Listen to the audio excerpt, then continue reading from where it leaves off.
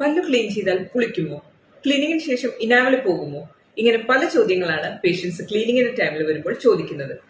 Dental ക്ലീനിങ്ങിലൂടെ ഒരിക്കലും enamel നഷ്ടപ്പെടുന്നില്ല. കാരണം നമ്മുടെ ബോഡിയിലെ ഏറ്റവും കട്ടിയുള്ള അഥവാ ഹാർഡസ്റ്റ് ആയിട്ടുള്ള സബ്സ്റ്റൻസ് ആണ് ഇനാമൽ. ഡെന്റൽ സ്കെയിലിംഗ് അഥവാ ഡെന്റൽ ക്ലീനിങ് ചെയ്യുന്നത് ഒരു അൾട്രാസോണിക് ഇൻസ്ട്രുമെന്റ് യൂസ് ചെയ്തിട്ടാണ്.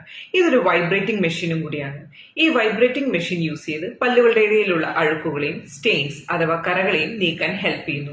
ഈ വൈബ്രേറ്റിംഗ് മെഷീൻ ഒരിക്കലും ഇനാമലിനെ നശിപ്പിച്ചു കളയുന്നില്ല. ക്ലീനിങ്ങിന് ശേഷം സെൻസിറ്റിവിറ്റി അഥവാ പുളിപ്പ് തോന്നുന്നത് സ്വാഭാവികം മാത്രം. കാരണം ക്ലീനിങ്ങിന് ശേഷം കാൽക്കുലസ് പല്ലുകളിൽ നിന്ന് നീങ്ങിപ്പോവുകയും കൂടുതൽ പല്ലുകൾ എക്സ്പോസ് ആകുകയും ചെയ്യുന്നു. ആ എക്സ്പോസ് ആയ ഭാഗത്ത് മോണ വന്ന് അടഞ്ഞ് പല്ല് നോർമൽ ആകുന്നത് വരെ ഈ സെൻസിറ്റിവിറ്റി നമുക്ക് ഫീൽ ചെയ്യുന്നതായിരിക്കും.